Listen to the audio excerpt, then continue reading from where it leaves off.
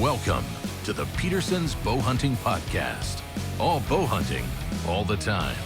Now, here are your hosts, Editor Christian Berg and Associate Editor Mark Demko. All right, welcome back to the Bowhunting Podcast. We are all bow hunting all the time, and today we're going to talk about crossbows. Now, do not hit the stop button on your device.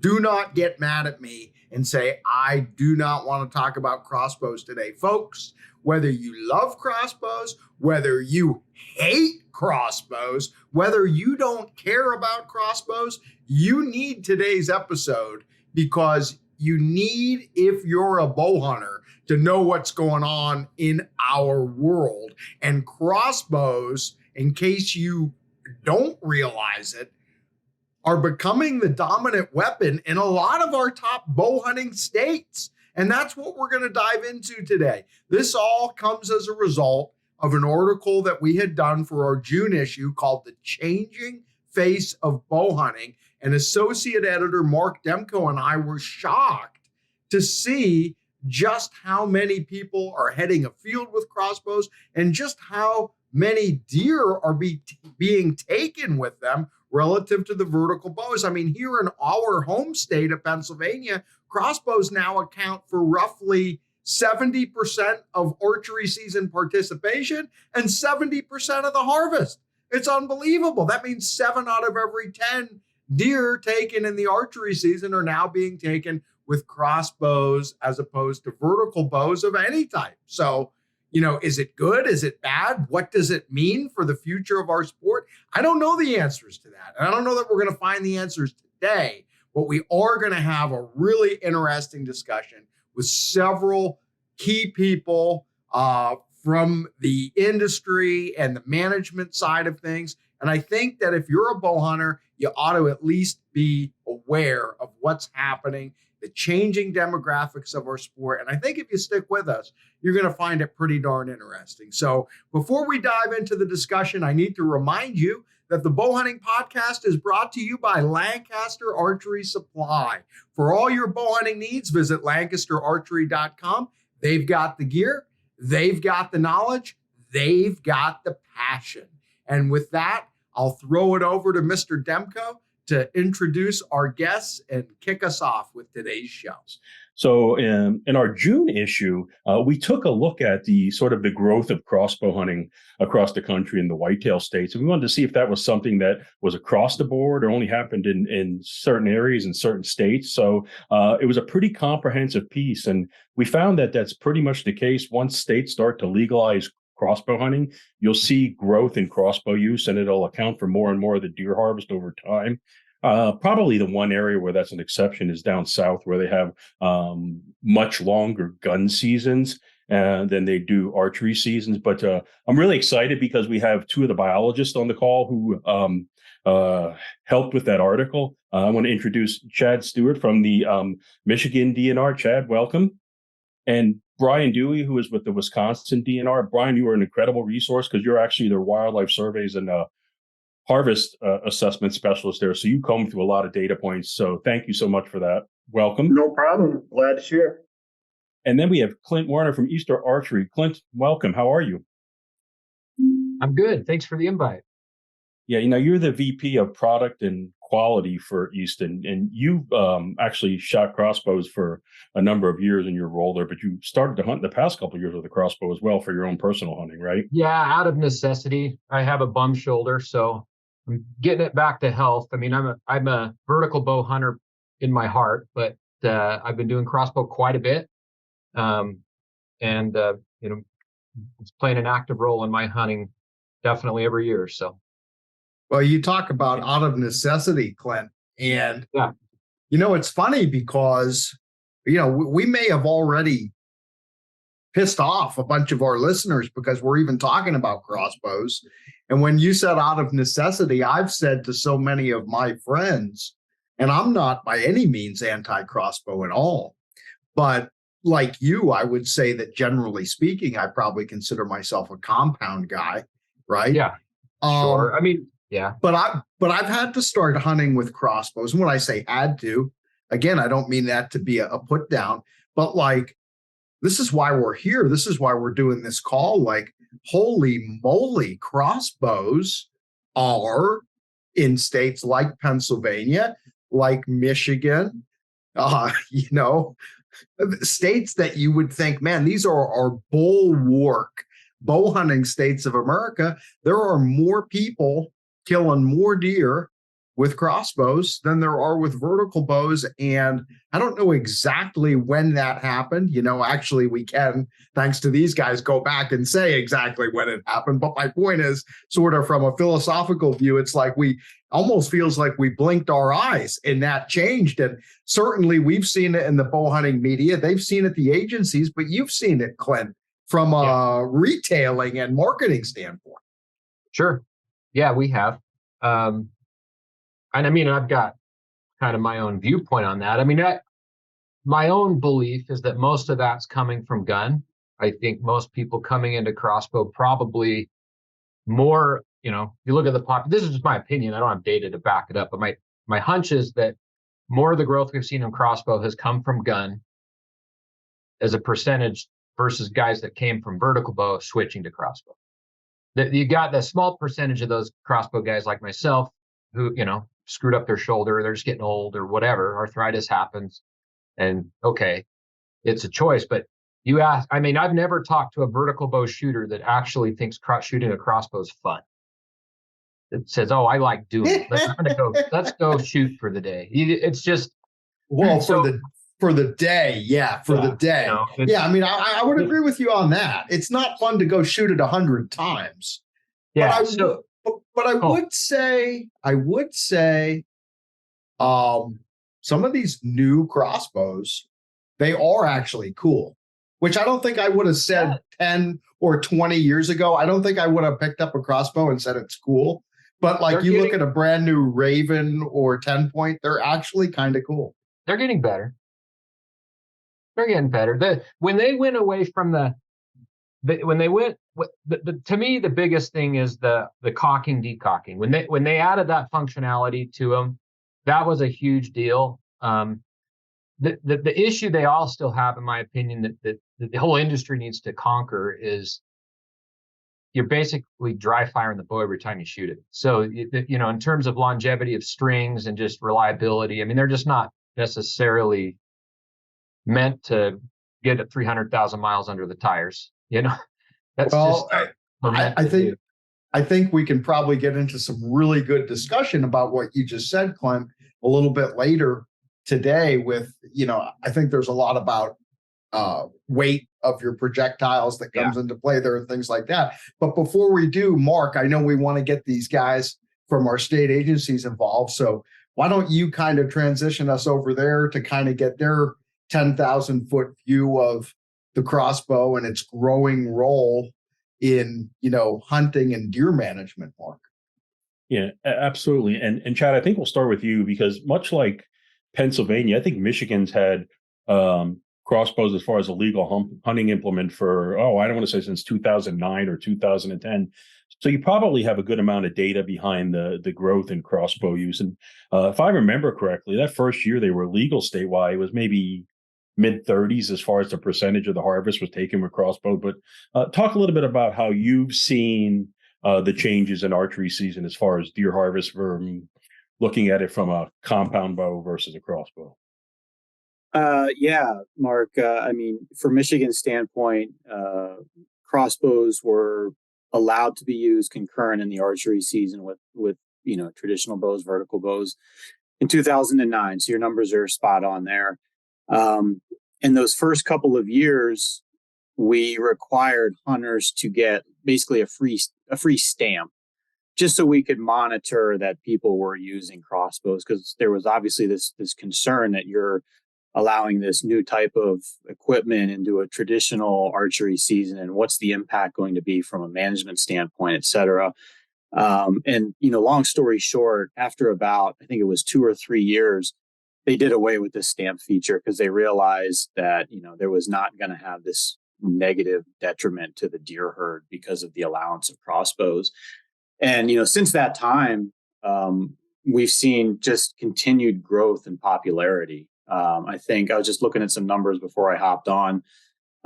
We've got about 300,000 hunters in our archery season, and that number has been fairly consistent over the last 10 plus years. So we've got an extremely stable trend. And if you look to see comparatively what our firearms participation is, we've probably lost 20% of our firearm participants in our firearm season over that same time. We've lost probably close to 120 to 150,000 deer hunters in our firearm season. So is that just, that's happening in our state. I think that's happening nationally. Just our hunter numbers are declining, but the sort of the old adage, like we're not hearing as many shots on opening day of firearm season, is really holding true, because we know that there are fewer hunters that are even going out there. And whether those hunters are laying down their guns and picking up crossbows and going into the archery season, or just fading away, that's probably data I don't quite have. It's probably a little bit of everything, vertical bow hunters switching over, firearm hunters laying down their firearms and going out a little bit earlier, combined with our increased age, demographic of our hunters. But of those 300,000 deer hunters that are typically going out in archery season, our archery harvest sounds like it's very similar to Pennsylvania, 130, 140,000 deer total. And you're seeing about 80 to 90,000 of those deer are being taken by crossbow hunters. But the telling number for me is, out of those 300,000 hunters, we probably have about 220 to 230,000 of those hunters that are using crossbows. So it is dramatically shifted in terms of preference for Michigan archery season hunters, that they're going out and actively choosing a crossbow over the vertical bow. All right, I got to jump in because I was trying to follow all the numbers that you said. Did you say about 300,000 total archery hunters in Michigan? We got about 300,000 total. I call them archery season hunters because I know that that's a lightning topic there. Yeah. Well, but because I know you just said 220 of them, 220,000 in crossbows. So that's more, that's like 70%. Yeah. Probably close to 70% of our total archery season hunters are using a crossbow. And I'm trying to connect some dots with what Clint said at the beginning, because and I'm going to throw another thing in too, because one of the arguments for crossbows, right, when all the states were legalizing them about a decade ago, right, we had a period of about 10 years from, say, about 6-7 years ago and going back 10 or 15 years before that, where it seemed like every year we had another state or two that was adopting them for use in archery hunting seasons. And one of the big arguments was that it was going to help recruit hunters. But I think what we're seeing, and it comes back to your point, Clint, is we're not actually seeing a growing hunter base as a whole, but we are seeing increased participation in archery seasons. And in a lot of states, Pennsylvania, Michigan, and others, archery is now representing a bigger piece of the overall deer kill pie, right? Because maybe we're shifting some participation and some kill out of the firearm season and into the archery seasons. Yeah, so I've got a question. This is mostly probably to the biologist more than anything. So if you were to take the biological impact away, like don't consider that for a second, and uncap the number of hunting licenses you could sell. That, to me, it's the carrying capacity of the landscape that regulates the number of hunters that participate. Now, I don't know in Michigan how that is, but like in Utah, for example, there's way more hunters that want to participate than Utah will allow them to participate because of just limitations in carrying capacity and whatnot. So I'm curious how do you view that? Do you feel like there's more hunters in Michigan that would participate if could, or is it the state that regulates the cap? I'll just speak from Michigan's standpoint. I don't know if Brian's got a different opinion. I think I know what he'll say, but I don't know. We don't have a cap on participation in Michigan. So as long as you At least for whitetail deer. You go into elk or something like that. We've got a small elk herd that has a lottery draw, and we absolutely cap that because, like you said, Clint, we can't. The supply, the demand greatly exceeds the supply for elk. But for whitetail deer, we do not cap any individual participation. We obviously cap total number of bucks that can be harvested. We have a very high number cap of antlerless deer that can be harvested that very few hunters ever reach. And then we do some restrictive hunts in some of our northernmost regions of our Upper Peninsula, just because we have very low deer densities. It's a high snowfall area, but it's largely open. Anybody who's legally qualified to hunt, they can certainly go purchase a license and participate. And our general deer licenses are good for any season. So it transfers across archery, firearms, muzzleloader, various antlerless seasons, et cetera. And I guess that's, Christian, the reason I asked that question was just to go back to what you were saying about, and what I'd alluded to earlier, just that the hunter population stays the same. And people are just shifting their weapon choice. Yeah, I mean, it is hard. And like these guys said, I don't know if Brian has anything to add, but it may be impossible to tell short of actually doing a name cross-reference and how many of these gun guys are just switching to the crossbow. Does Michigan do center fire still? Or are they shotgun only? It's a sort of a split state.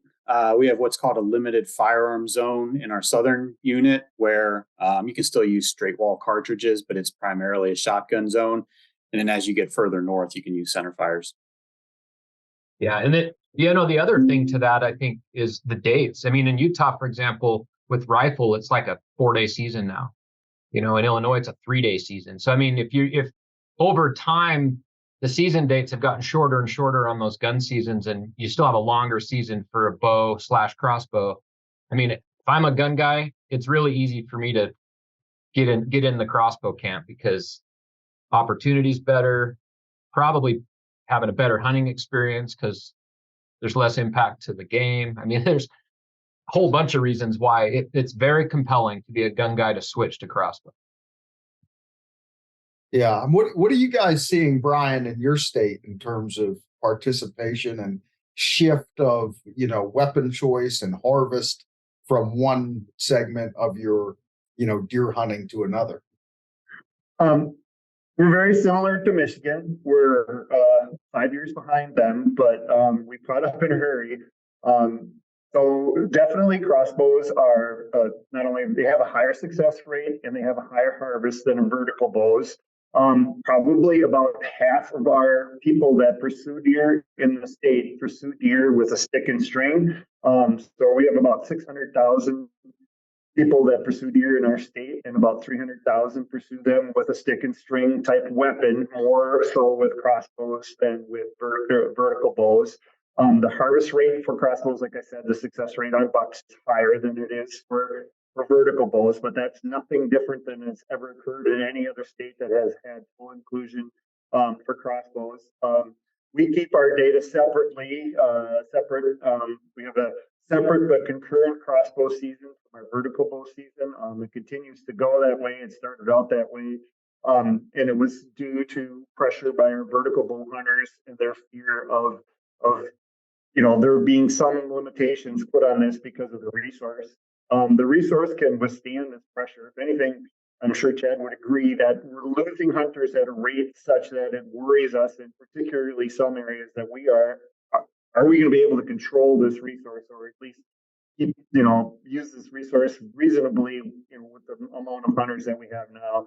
We do have some areas of the state where winter kill and habitat are such that there are limited amounts of that, but we don't cap anything for bucks. If you're willing to buy a stick and string license and a firearm license, you can pursue. Or a $2 state, you can harvest $2 if they're available, and you want to go ahead and purchase those licenses. We do not limit that in any way. Antlerless tags are somewhat limited in our northern third of the state. based on deer abundance, winter conditions, habitat conditions, and the like. But the southern 2/3 of the state, essentially, you can shoot almost unlimited antlerless deer with a crossbow.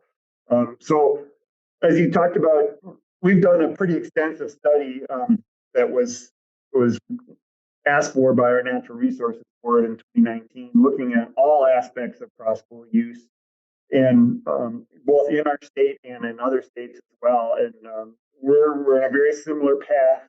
I know there was a lot of concern and angst, being we are essentially the birth of archery hunting with Fred Case and the like. And Michigan is very similar with Fred Bear and their vertical bow hunters. I'm sure we're very adamant about the crossbows coming into their state, but we haven't found any real any problems with crossbows as far as the resources are concerned. Most of those other ones are social issues that we sometimes have to be we're put into that arena by those groups. But I mean, there's no reason to worry about crossbows.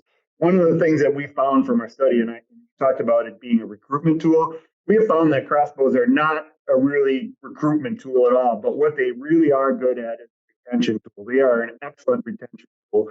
Most of our crossbow users in the state are a little bit older than our vertical bow users, about 10 years older, in fact.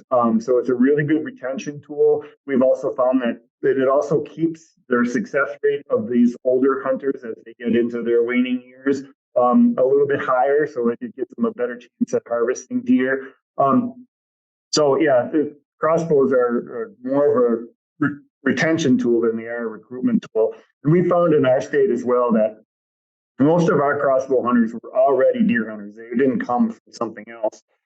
So they were already deer hunters and primarily already vertical bow hunters and or gun hunters. And now we're switching to crossbows for various reasons. They're getting older, but some of it has to do with their attitudes and the like. So vertical bow hunters have a tendency to be looking for a challenge, looking for the solitude and the like. We found that our crossbow hunters are more into the accomplishment type thing, and our strictly firearm hunters are more into the camaraderie and social aspects of hunting. So there's a difference in their attitudes and their what they're looking to get out of hunting, and so that's part of it as well. Well, it's really interesting, and Clint, it was funny to me when you asked about like the number of licenses that they could issue and stuff, because I was like, wow, that is just such a big difference between the West and the East, And even as you started talking, I was like, oh, Clint is thinking like with that Western mindset, and there's nothing wrong with that. Your habitat, especially for deer, is so much more fragmented in the West. And what I mean by that is, right, your populations are a little more isolated and fragmented. This part of the country is so forested. Our deer resource, from Pennsylvania all the way out to Minnesota and Michigan and everywhere in between, is kind of just spread out across the landscape. And so everybody who wants to hunt can buy a hunting license. And the way, I think Chad had alluded to it, they limit buck kill, but it's just basically everyone can kill one buck. That's typical in this part of the country. Everyone is guaranteed to kill one buck a year if you can find one to shoot, which you won't always. And then does, again, I don't remember if it was Brian or Chad, like here in Pennsylvania, it's the same thing. I might be able to shoot 4 or 5 or 6 or even more does than that every year, depending on how many like agricultural depredation programs I want to participate in to try to control them. So whereas out West, the agencies struggle to try to provide opportunity to meet the demand of the hunting population, more in our part of the country, these guys are struggling to kill enough deer to hold the population in check. But I think that for us, it's more of a public land availability thing. So if y'all had more public, like 70% of Utah's public land, for example.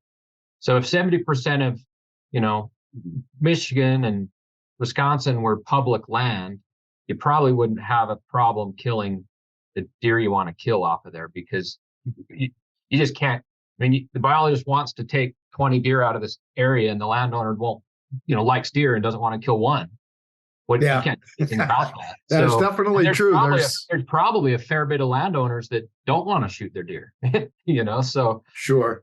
it's just a totally different world here in the West for sure. But I think it's more of a land thing, because when you get outside of Utah, even in like there's half of Wyoming is private.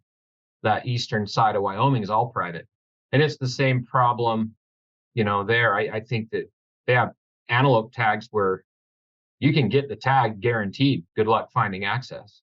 It's same story. So yeah, it's interesting the differences east versus west for sure. Some of that occurs in Wisconsin, but we have a pretty large tract of public lands in our northern part of the state. About 21% of the state is open public land for hunters to hunt on. But what we have found, and what was one of the big concerns, was is people were really worried about us being a two-buck state, and that people would go out and harvest a deer with a crossbow, and then again with a firearm, and that there would be no deer left in the state. I don't want to speak for Chad, but we haven't seen any large increases in our buck harvest at all. What we have seen is a shift in when the buck harvest occurs. So, like I said, it's not a recruitment tool, so we're not seeing a whole bunch of new faces on the landscape. But what we are doing is seeing the same faces on the landscape holding a different weapon. We haven't seen any change in the number of the bagging rate of people bagging 2 bucks. We haven't seen any change in that at all, pre or post full inclusion of crossbows. We actually haven't seen any change in the number of deer per successful hunter either. So the number of deer that hunters are willing to kill or can kill hasn't changed at all pre or post crossbow.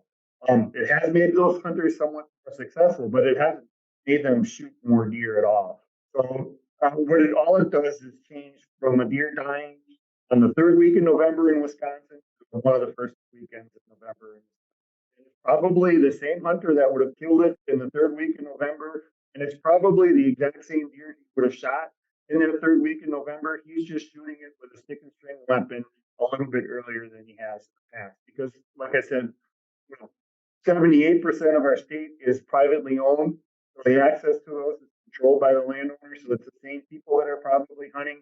They're hunting the exact same space they would, and they're probably shooting the same deer they would have shot in. You talked about the different success rates, Brian. How different is it for a vertical bow hunter versus a crossbow hunter? Well, it depends on the year, and depends on the deer availability in the area of state. But right now, we're talking anywhere from 3 to 6% difference between those two. And I'm a little leery about just even talking about success rates. Yes, they're higher, but selectivity also plays an important part of that as well. Like I said, the motivations, we found the motivations for people to put and use these weapon types are different. And we've also found that the number of animals that they pass, vertical bow hunters are pass on our bucks, crossbow hunters pass on our bucks, firearm hunters. It has something to do with the ability to shoot those weapons and with the deer placement and just general knowledge. But I think a lot of it has to do with, they're looking for different things. They're looking for different experiences, and they're also looking for different situations. So it's just like comparing success rates between crossbows and vertical bows may not necessarily be a good thing, because there's a whole lot of factors that go into your decision to loosen an arrow and throw a deer in. I think a lot of those things go into that. Well, Mark, that really brings us to what everyone ultimately wants to discuss, right? Which isn't, these guys have a lot of data, and we could sit here all day and prove that crossbows are wildly popular and getting more so all the time. And we can prove that they're a little more successful than the vertical bow hunters. And we can prove that, we're shifting. So what? People really want to know, is it good? Is it bad? And is a vertical bow hunter a better hunter than a crossbow hunter? And, Brian just touched on it. Sounds like what he's saying without coming right out and say it, but I'll say it, right? Sounded to my ears, Clint, like what he was saying is crossbow guys don't watch that many deer walk by. They like to squeeze the trigger, and you might be out there with your point, and you might let $5 go by. And so your success rate as a group is lower on paper, right? When they look at all the reports at the end of the year and they say, well, hey, vertical bow hunters only killed 9% success rate, and the crossbow hunters were a 15% success rate. Well, yeah, but you didn't count the $6 that Clint let walk right under his tree. Yeah. It just comes, a lot of it's just define what success is, and I think I've heard that people say that what do you enjoy about the hunt? And it's the preparation and the stories when you get back to camp. I mean, when I think back about my best hunts that I've ever had, rare is it the kill shot that I think about.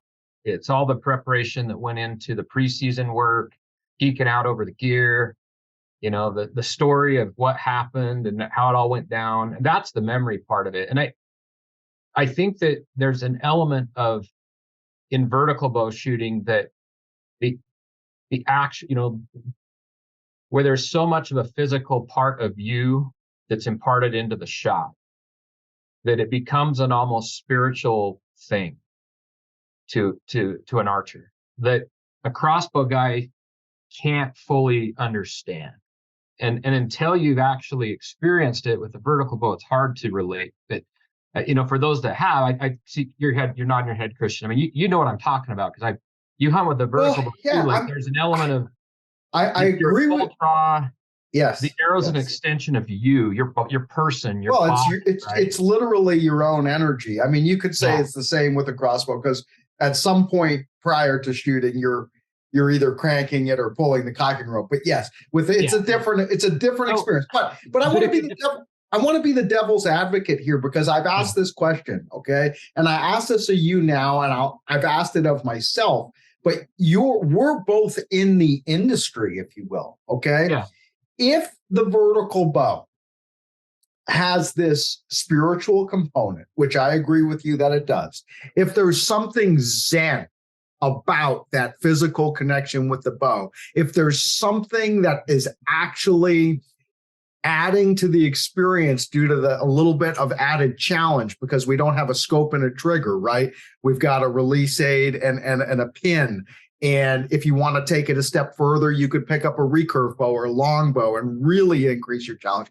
If there are subjective qualities to that experience that are actually more or better or whatever word you want to use, why aren't we as an industry, as fellow vertical bow hunters, doing a better job in getting more of these people with the crossbow to pick up these vertical bows? What's the stumbling block there in the demographics? I can give it to you let me give it to you from an arrow perspective. So this is just, a family can buy one crossbow and share it among all.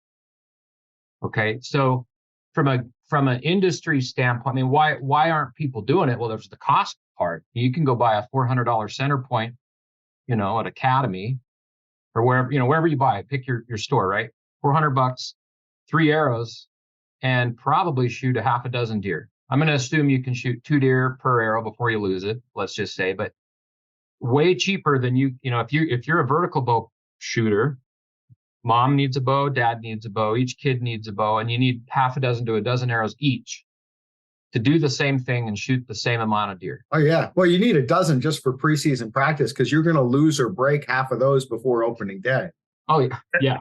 I don't want to interrupt you guys, but I think you're looking at this the wrong way. You talk about it as they don't understand, or crossbow users don't understand. I think that's the wrong approach to think about this. That is not what motivates their use of the weapon. You talk about the spiritualness of releasing the arrow and all that. And that's all well and fine. I'm a traditional archer. I completely understand this. But you have to understand, you're just talking to a very small group of people, whereas Kat and I talk to very large groups of people. And there's lots of motivations that make people go out in the woods. And weapon choice, while it's very important to you and very important to other folks, and the main reason why they do this and why the spiritual feeling of the releasing the arrow, there are complete other sets of motivations that drive other people to do different things. Hunt from a tree stand, hunt from a blind, hunt over bait, hunt on a trail, hunt on a field edge. All these things go into the decision of how you do that. And what's really important and personal to you is not so to the other person. Well, and as a state agency, it's not our job to decide what is good or bad or whatever. All our job is to decide, can the resource withstand that? And whatever makes people happy is what we should be really motivating or really, letting people. Yeah. I wasn't trying to say one's better than, merely I was saying one of the big reasons I think people don't do more vertical bows, there's an economic component that's saying, hey, if I'm a sole breadwinner and I'm going, it's going to cost me $4,000 to outfit everyone in my family with a vertical bow and arrows and the whole bit. I can do the same thing for $600 with buy one crossbow and do the same thing. And there's a time component too, Clint. A lot of times, and again, I don't want Brian to get the impression, because I said at the beginning, I am not anti-crossbow and I do some hunting with the crossbow. People say to me, and again, it's just that I live in a world, Brian, where most people are probably coming at it more from Clint's perspective. So I get people who come to me and they're like, well, it's easier to shoot a crossbow and you don't have to practice as long. And I look at those people and I'm like, yeah. And yeah, you're right. But what's your point? That's kind of the allure, to your point, Brian, or even Clint. You can go to academy, you can pick up a crossbow, and once you get the sight adjusted, mom, dad, Sally, and Johnny can all hit the bullseye from 30 yards on the first try. It's that's not a negative, but yet some people would say it's a negative. Brian's point is it's neither a negative or a positive. It's just another option. Then there's a whole group of people who say it's horrible, and then there's a whole group of people who love it and say it's great. Well, there's a lot of, here's the other risk. I don't have an opinion of what's better. There's a lot of money that comes to wildlife agencies through federal excise tax dollars. And if vertical bow archery were to go away tomorrow, your excise tax dollars would take a hit, because there's a lot of participation in 3D archery and tournament archery and recreational archery and archery in the schools program and all that stuff that archery is kind of like the lifeblood to all of it. And if archery were to go away, it would be a shame. I'm not saying one's better. It's not going to go away. Yeah, it won't. But I'm lobbying. I want Utah to make, I can use a crossbow in Utah as a rifle. I can't use it as a bow. So Utah doesn't recognize it as a bow. So but I want to be able to use it as a bow in Utah. To me, it's why not? But that's just me. And that's a heated topic for a lot of people here. Well, another consideration, Clint, I'm glad you mentioned the taxes, because that's an important consideration. I also know for people like Brian and Chad, or maybe not them specifically, but somebody in your agency, right, who worries about your departmental budgets and stuff, they're also fighting they need the license dollars, because for most of these agencies, like I know in Pennsylvania, it's the hunting license dollars that provide the lion's share of their whole budget. So while the crossbow might be taking a bite out of those excise tax revenues, it also might be helping to stem the tide of decline in license sales. So, and again, I'm not saying that Chad and Brian and their colleagues are motivated hey, we're just going to do whatever is going to sell the most licenses, but it certainly is a consideration if you have an entire agency that relies on those things for their dollars. For sure. Yeah, for sure. And as long as your data is showing it's healthy for your ecosystems and stuff, you should do it. Until something changes, it's a good thing. Well, one of the requirements for those PR dollars is you have to have a match on the state end. So match those dollars that we received from Pittman Robertson. So those dollars have to come from a source other than federal funding. So those are usually matched by license dollars. License sales are an important part. Again, we have both Michigan and Wisconsin have an abundance of deer resources. We were very blessed that way. And so we have lots of opportunities, and what we should be doing is allowing the public to participate in that public resource, how the public decides. That's what I would leave it as. Yeah. And I mean, and our whole motivation in doing this article that Mark did is I almost felt like, again, it wasn't a matter of is it good or bad, because that's ultimately up to each individual person to decide. But I felt like we had almost a fiduciary responsibility to bring it to the attention of the bow hunting community. I think everybody sort of knows, like, yeah, there's a lot more guys and gals going out there with crossbows now than there were 10 or 20 years ago. But I didn't even know, as the editor of a bow hunting magazine, like, I didn't realize until Mark started to aggregate these statistics from around the country, where it was like, holy cow, they're not just popular, they're like probably the dominant weapon in archery season in a lot of these eastern states. And the trend line is going like this. And I'm like, if this doesn't stop, and maybe this is what you were alluding to, Clint, if this doesn't stop, crossbows are going to be like far and away the dominant weapon in archery seasons within another decade. And then what does that mean for you and a company like Easton? What does it mean for the archery and bow hunting media? It's like the entire audience is changing before our eyes. And I don't know what it means, but I'm fascinated about like what's occurring in our lifetime. I mean, we'd sell a lot fewer arrows. Right. Absolutely. Yes. So you're going to have less arrow. And that's not just an Easton thing. Yeah. Every arrow company is going to sell fewer arrows. So arrow sales go down. Units of bows probably go down at an aggregate level because a family can share.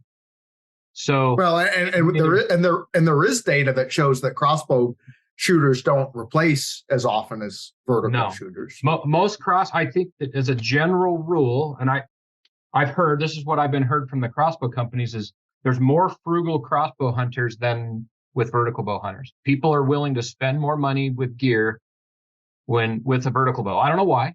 I've heard, that's just what I've heard. So there are some expensive crossbows, but I mean, those are a small percentage of the market, where, an arrow rest on a bow, I mean, what's a new Q80 rest? Like $200 plus, just for a rest. Sights are going to put you back 500, so I mean, it's just a can of worms. So, I don't know. Good question, Christian. Don't know what the industry would look like. I mean, it's certainly a adapt or die kind of a situation, right? Like you either adapt to it or you die trying. But I mean, it sounds like the impression I'm getting from you, though, Clint, is that at least from Easton's standpoint, it hasn't necessarily been a net gainer. Like, you'd think that we've got all these new crossbow people, so you'd be selling a lot of crossbow bolts, or you'd be selling a lot of crossbow broadheads or whatever. But it sounds like, taken as a whole, yeah, you probably have gained some crossbow related sales, but what you lose is in the final analysis, it's not a net positive. Honestly, I don't think our business has changed a whole lot. I mean, there's still enough vertical bow participation from our perspective that, like, it isn't really a huge factor.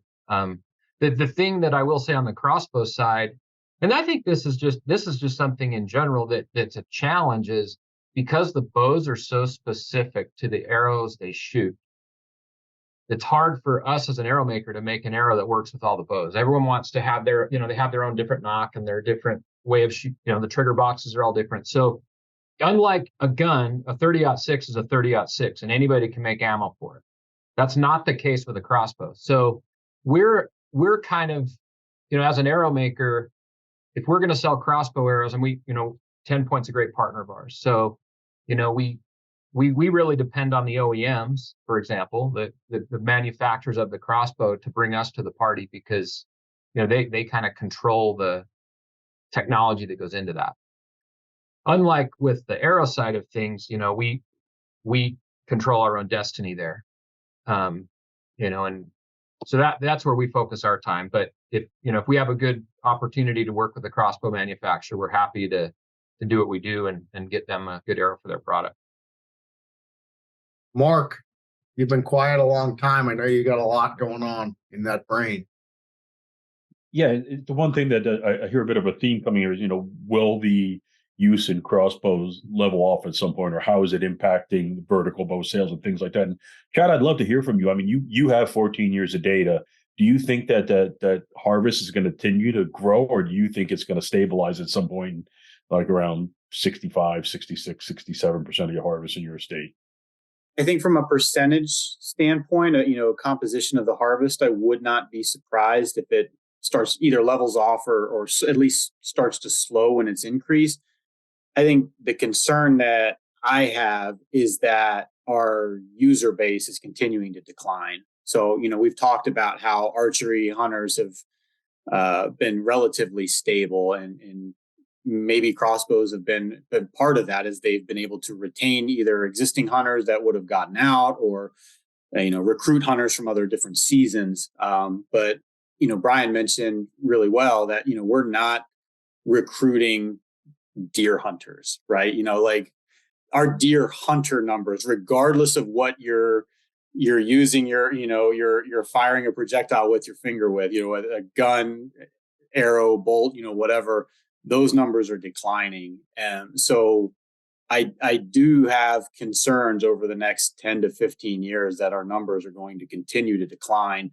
And that's eventually going to be, reciprocated in the archery season as well. So while the percentage of the total harvest might, remain similar or only, slowly start to increase, the total number of deer that are being taken by any particular weapon might start to decline, because the overall denominator is starting to decline as well. And it's interesting that you say that, because in Pennsylvania, the number of general hunting license sales has declined steadily over the years, whereas the archery sales, much like Michigan, have gone up. I think that Pennsylvania is the leader in archery sales as far as archery stamps. It's like 330,000, but yet the hunting license sales in general continue to decline. Now, Clint, I don't know if you have those same concerns out west, because the demand is so high for your license. I was going to say, we're growing archers in Utah. I mean, there's more people shooting bows. There's more people wanting to hunt.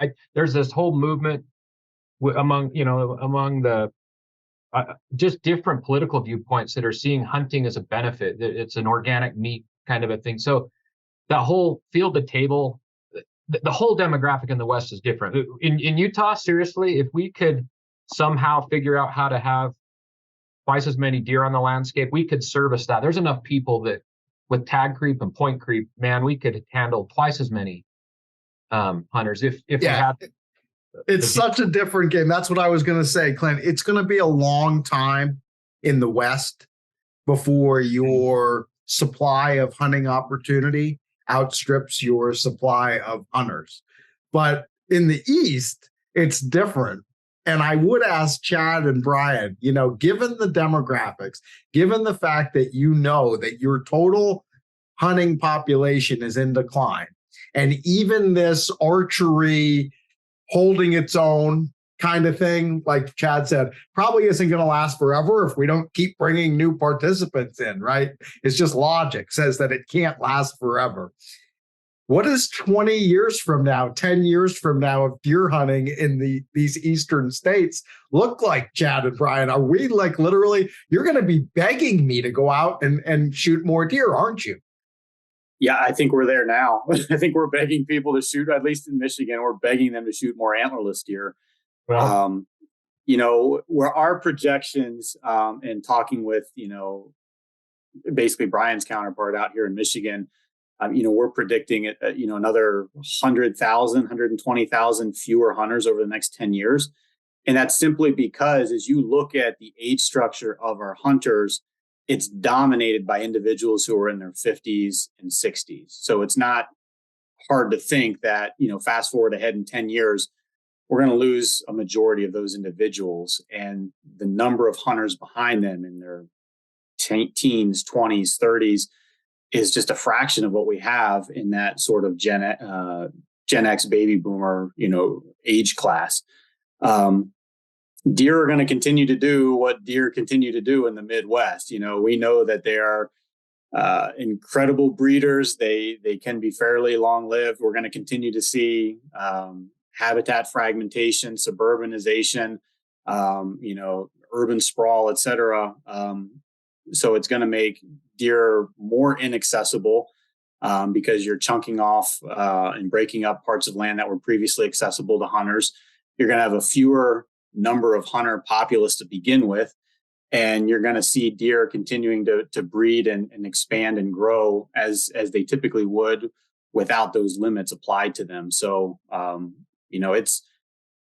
I don't want to say it's a bleak picture because there's going to be more deer. It's going to be a lot of opportunities. You're probably going to see increased age structure in a lot of our bucks, which is going to appeal to a lot of hunters. But from a management standpoint, in terms of overall numbers, it's going to be really challenging because you're going to start to see those levels of conflicts, whether it's deer vehicle collisions, whether it's agricultural damage. I would project that to increase over that 20-year time frame, like you mentioned, Christian. Do you have anything, Brian, to add? No, I think Chad rounded it out pretty good. I think Wisconsin's in the exact same place Michigan is in. We're losing 1% to 2% of our overall deer hunters every single year. This baby boom wave that we've been riding as far as deer management goes is about to crash the shore in the next 10 years. And there's no way of coming behind it to fill in that group of hunters that we're about to lose. Part of the thing that scares me as well is as you have more bucks on the landscape, like I said, people have a personal limit into the number of animals that they're willing to shoot, both, for whatever biological reasons and or for, just cost or being able to eat them or utilize those animals. That number doesn't change. And if bucks become more available and more bucks fill that void or that number of deer that they're going to kill in a year, it just makes it harder and harder for the resource agencies to manage that resource. I know hunters don't like to be looked at as a resource manager, but I mean, we have to be realistic as to what we need to accomplish because we have other entities that the general public we have to serve. So it's going to be a difficult challenge. For sure. There's a lot of guys in the West that are itching to come do it. So the non-resident tag price is free for for non-resident. So you know what, Clint, in all seriousness, think about this. For pretty much like the entire current generation of hunters, it's always the Eastern guys wanting to go west, right? I mean, you don't hear about too many guys in Utah say, hey, I really want to go shoot a whitetail doe in Pennsylvania. You never hear that. You hear about the guy who only ever shoots whitetail doe in Pennsylvania because he hasn't gotten a buck in 8 years because, he can't find anything decent to shoot. He wants to go shoot a mule deer in Utah or an elk in Colorado or whatever. And we export all these hunters every fall, right? From August through November, we send all these Eastern hunters west. Imagine if a generation from now, Clint, you and all your buddies are heading east every year to go shoot. I hunt in the West, but for the last 8 years, I would consider myself an Eastern hunter because I bet, I don't know, I'd probably hunt for 8 weeks a year in terms of days in the field. And I bet 6 of those 8 weeks are east. So, and it's not because of opportunity as much as my choice. I mean, I just prefer it. I like it. It's funner for me. So there's definitely opportunity. I mean, the problem is access. It's land access because people want to charge a lot of money to access their land, or you're doing it through an outfitter, and so it makes it cost prohibitive. And but if there was a lot of public land and you guys made it easy for people in the West to understand and not be intimidated by this is how you do it here. If that was well laid out and it was easy to understand the system, I guess. I think there's a lot of people in the West that would do it. They just don't know how. Heck, if you can go and it's an over-the-counter tag and it's not prohibitive and you've got 20% of your state that's public land, I don't think many people out here know that. It makes me laugh, Clint, to hear you say that Western hunters don't know how to go hunt in the East because to me, and again, it's perspective is everything. And now It's to me, I'm like, what are you talking about? It's so easy in this part of the world. Like if I want to hunt in Michigan or Wisconsin and Pennsylvania, I just get on your website right now and I can buy a tag. It's coming out to Utah or Colorado or New Mexico or California. That's impossible because you've broken your state into like 976 units and there's different map for every species. And I need preference points and loyalty points. And it's crazy. I've never seen any state that made it easy other than Texas. Texas has it figured out. Like that's easy. But there's no public land down there to speak. There's not. No, there's not. But you're right. I mean, it's super intimidating to go anywhere. So we typically just stay put and we do what we do. And then I do go out of state to the states that I know, but like it's like learning a whole new language, to learn every state's regs and how you do it here. And do you do points? Do you not? I don't know. It's tricky, but man, there's a ton of people in the West that don't get a hunt every year. I'll tell you that. They want to. It's just I can remember back in the day, Pat Mayteen, and he used to be one of our field editors here, and he literally moved from New Mexico to Idaho because after like 8 years in a row, Chad and Brian, think about this, he couldn't draw a tag, couldn't hunt his own state like 8 years in a row. Not for just like elk or deer, like literally everything, like didn't draw a tag to hunt big game. He's like, what? I can't do this. He picked up and moved to Idaho, that would be hard. That would be hard to live with. Well, guys, let's bring this back to the crossbow. And I think I want to go to Brian. Mark, was Brian the guy that had the kicker quote in your article about like, why are we even having this discussion about crossbows when we're not going to have any hunters left in 20 years anyway?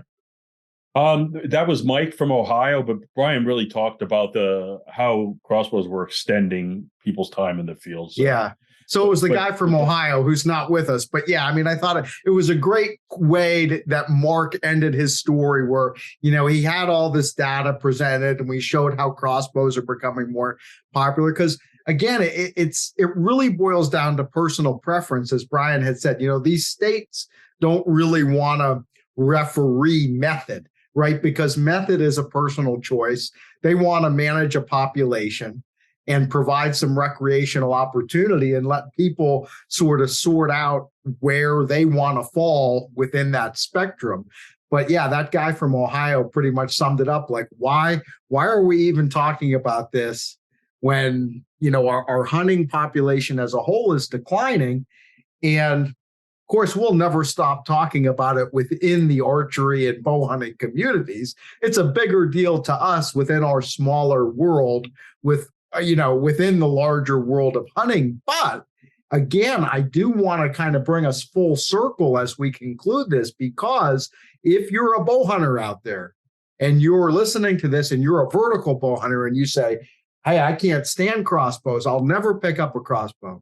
Again, I think everyone on this call would say that's wonderful. Please don't ever hunt with a crossbow. Don't pick one up. But just know that 20 or 30 years from now, Lord willing, if you're still in the woods in archery season, you may not see too many other people carrying vertical bows. Not because I think that's good or bad. I'm not telling you my opinion, because this is what the data is showing. And yes, I agree with Chad. Like at some point it's going to level off, because 100% of archery season participants are never going to choose one weapon, regardless of what that is. So there will be a threshold that's reached. But the point is just people need to be aware that our sport is changing, and even when I use that term, maybe I'm, again, pissing some people off because they're like, well, if you hunt with a crossbow, that's not our sport.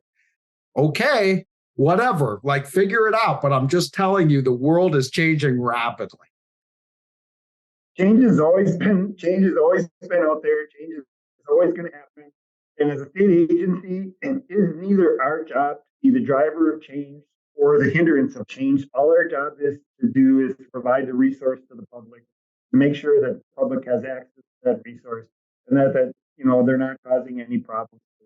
So it's not us to decide what change should be. I mean, I've had that a couple times. People said, well, you're ruining our tradition. Well, that's your tradition. If it's not our job to maintain tradition, our job is to maintain opportunities and let people decide what they want to have as a tradition. So it's not our job to maintain traditions and or be the managers of change. All we should be doing is managing their risk. I will say, Christian, I do think there is an opportunity there for recruitment. Let me just throw something else out. The National Archery in the Schools program has more participants. It's been growing every year. It's got more participants now than Little League Baseball nationwide. Imagine that. That is unbelievable. So there's an opportunity out there for archery shop owners, for fellow bow hunters, to talk to those kids. And every one of them, here's what they all say. They love archery. They don't know what hunting's all about. They don't know what any of this is all about. Most of them. Most of them come from, a variety of economic backgrounds, but they love archery. That's what they know. So I think there's a big opportunity for recruitment. I think on both sides of the crossbow side, the vertical bow side, to go and figure out how to bridge to those kids that love archery. They've had a positive experience with a stick and a string and an arrow. And it's our job to show them, hey, there's other forms of archery out there. There's a crossbow kind, there's bow hunting, but I think that we can, part of that decline of the hunter, that that is real. So what are we going to do about it? I will say this though, archery participation's not going down. People shooting a bow, they're just shooting it differently, right? So the bow hunting side, I think there's a threat, but there's a big opportunity in general archery participation to recruit out of that pool into bow hunting.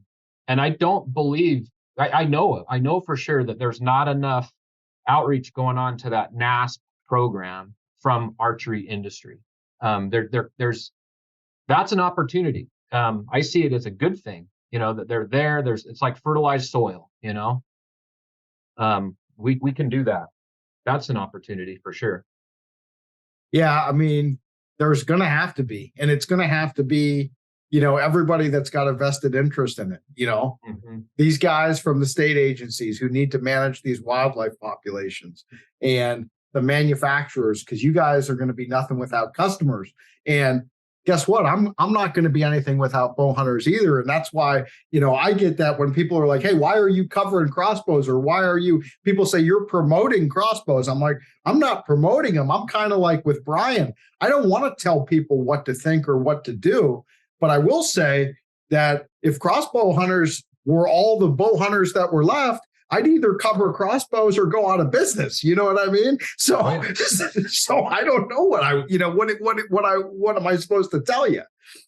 Yeah, we're seeing it in everything. I mean, I think of what's happening with internal combustion engines and batteries in cars. I mean, that's happening. Heaven forbid you're a car lover that likes big block V8s, I just bought 2 new gas engine vehicles, and I was thinking, they might be the last ones. So anyway, hey, it's like I said, it's fascinating and everybody's watching it. And I'm thankful for Chad and Brian. Thank you so much for, making your data available to us, for offering your perspectives. Clint, your perspective as a manufacturer, and obviously Mark and I, who just kind of watch all this, with professional interest and try to keep people, apprised with the latest data and information about what's going on. Because as you said, change, the only constant is change, right, Brian? And there was a time, people forget this, a couple generations ago, there was no bow hunting in North America. Like you mentioned, Fred Bear, it literally, this entire bow hunting community in this grand history of hunting in North America is like just in the last 5 minutes. So, it didn't exist 10 minutes ago, and 10 minutes from now, it's going to be different than it is today. Mark, anything to bring us out? I want to say, first of all, this wouldn't be possible without talking with you, Clint and Brian and Chad. So thank you so very much. And I think just in our discussion among the 5 of us, you hear so many different schools of thought and opinions and ideas. It's a pretty complex and large topic when you talk about crossbows. But, whether you love them or you're not in favor of them or you don't have an opinion either way, I think they're here to stay, and it's something that's really part of the changing archery landscape. So thank you guys so much. Thanks for downloading the Peterson's Bowhunting Podcast. All bow hunting, all the time. Pick up the latest issue of Peterson's Bowhunting magazine on your local newsstand or connect with us online at bowhuntingmag.com.